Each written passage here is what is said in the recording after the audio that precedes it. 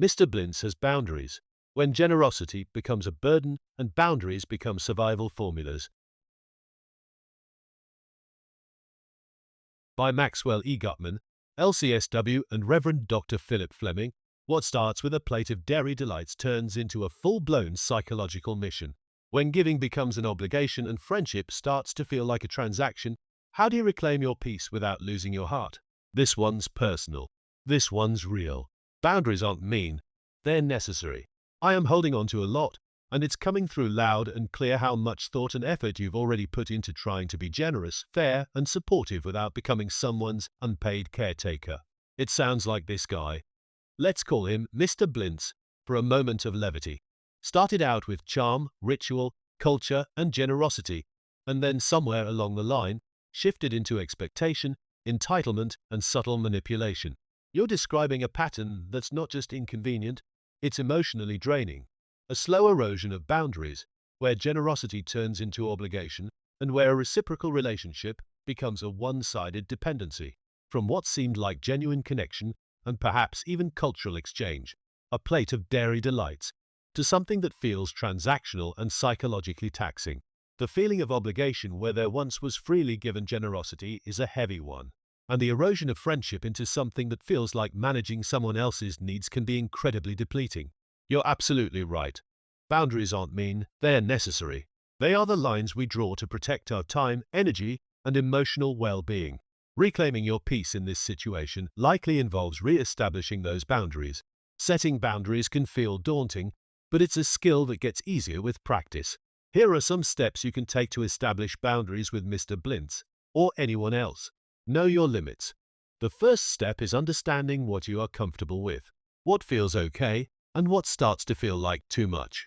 Think about your time, energy, finances, and emotional capacity. In this case, it sounds like the shift from reciprocal generosity to feeling like an unpaid caretaker is a key indicator that a limit has been crossed. Communicate clearly and directly. Once you know your limits, you need to communicate them.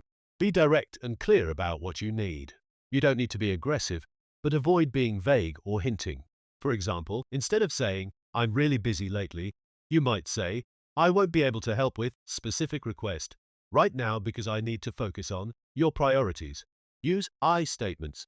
When communicating your boundaries, focus on your own feelings and needs. I statements can help with this.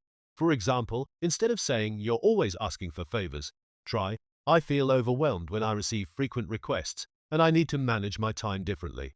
Be prepared to say no. Saying no can be difficult, especially with people we care about. However, it's a crucial part of boundary setting. You don't need to give lengthy explanations. Sometimes a simple "no, thank you" is enough. Be consistent. Once you set a boundary, try to stick to it. If you waver, it can be confusing for the other person and make it harder to maintain the boundary in the future. Understand that it's okay to feel uncomfortable. Setting boundaries can sometimes feel awkward or even guilty at first. This is normal. Remind yourself that you have a right to protect your well-being. Focus on what you can do. If you feel bad saying no outright, you can sometimes offer alternatives if you genuinely want to.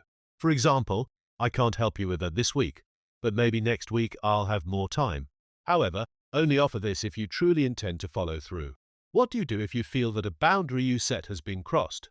When a boundary has been crossed, it's an opportunity to reinforce it and reiterate your needs. Acknowledge it. First, recognize that a boundary has been crossed. Don't ignore it or hope it goes away. Acknowledging it allows you to take action. Address it directly if you feel safe and it's appropriate. Calmly and clearly point it out. You can say something like, "Hey, remember we talked about the boundary that just happened," or "I feel uncomfortable when the boundary is crossed." Reiterate the boundary. Briefly restate your boundary. For example, as I mentioned before, "I need to," your boundary. Use I statements. Focus on how the action makes you feel. "I felt your emotion when the boundary was crossed." Consider the intent. Sometimes, people cross boundaries unintentionally. Giving the benefit of the doubt initially can be helpful, but it doesn't mean you shouldn't address it. Their intent doesn't negate the impact on you. Consequences, if necessary. For repeated boundary violations or more serious breaches, you might need to consider consequences. This could range from limiting contact to ending the relationship, depending on the nature of the boundary and the other person's behavior. Reflect and adjust.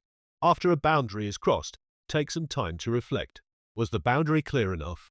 Do you need to adjust it? Sometimes we learn through these experiences.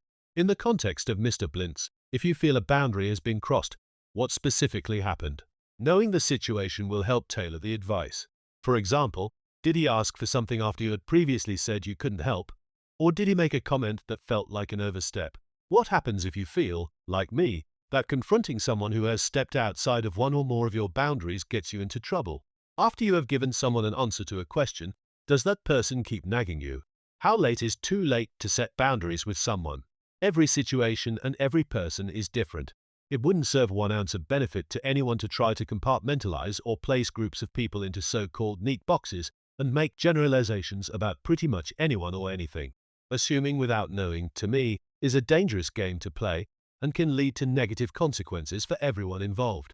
The bottom line is this: set boundaries with others from day one. He who knows the truth shall set him free. A biblical reference. Know for yourself. Listen more and speak less. Do no harm.